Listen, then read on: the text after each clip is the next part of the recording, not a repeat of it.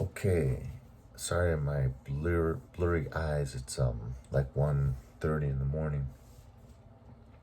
But about half an hour ago, I woke up. I wanted to get some water. I don't know if you see that Dodger cup right there. So I went into the kitchen and set the cup on the counter. I have an electric water heater. It has these blue neon lights that go all around the bottom when you hit the on switch. And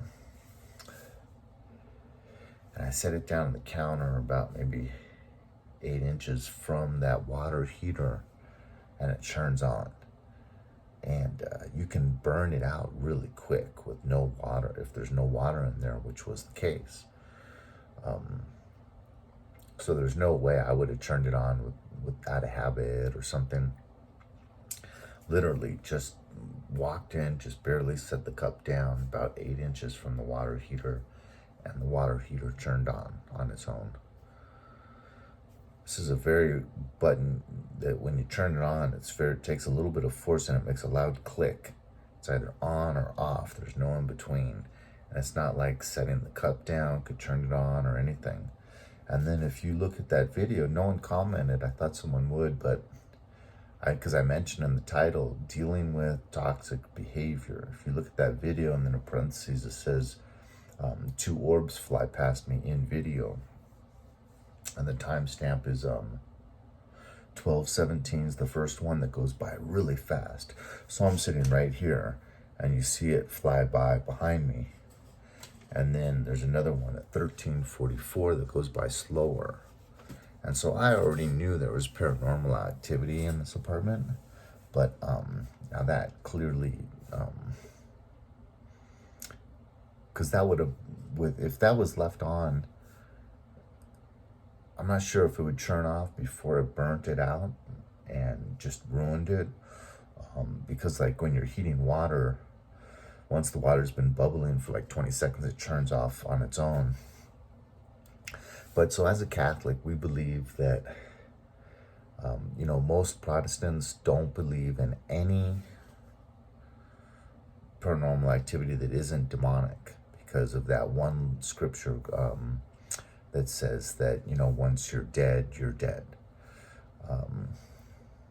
But Catholics believe in purgatory. So Catholics believe that, for a certain amount of time every day, they're allowed to visit Earth and they can try to get prayers from certain people. So right after I left the kitchen, I got back in bed and I prayed for this possibility of this being a soul in purgatory and for the well-being of its eternal soul, being able to deal with purgatory well, and by the grace of God, being able to get out of purgatory earlier than planned. So I'd like to also ask anyone that's willing to pray for this, the possibility of this being a soul in purgatory, to please pray for it. Because like I said, I knew right away with these 2 orbs that there was some paranormal activity here. And it's not like I get it in every residence, but at least about half throughout all my life, I've had some paranormal activity in residences. So they like to make themselves known to me, and it's nothing really, no big deal to me anymore. It's nothing scary. But for 5.5 months, I lived in a really old house in England. And the whole family knew that every night at like 2:33, the previous owner that passed away in the house, he was a professor at the university, that you could see out my windows, kind of a little valley. Here's our house. And there's kind of like a little valley with some streets. And then on the other side of the valley was this huge university that my roommate, Ben, that lived right beneath me, lived at. I have a picture of him right here. So there's me and Ben in England. That's right on the corner of where we lived. And I was the guy with the biker jacket. But yeah, so anyone at 2:33 could go see him walking up the stairs every night. And he came in my room, and and visited my room a few times. Sometimes he'd be more stronger, like visible and to be able to make noise. Sometimes he'd be weaker. Some of those paranormal shows, it has to do with like how much water's around, so like the humidity level and things like that, and like I guess full moon and all kinds of other things. But anyways, I like to talk about these things because it's just proof that there's an afterlife. And for some people, that can be the very, very starting point.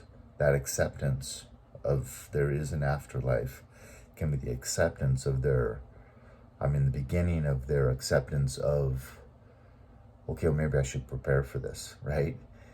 So they do a little research. If you look at all the different gods, you'll end up finding that they all accept that Jesus was special, right? And then you find out that, Jesus is the only one out of Buddha or Muhammad. He was the only one that went up to heaven in his body, and came back from the dead and so on and so forth.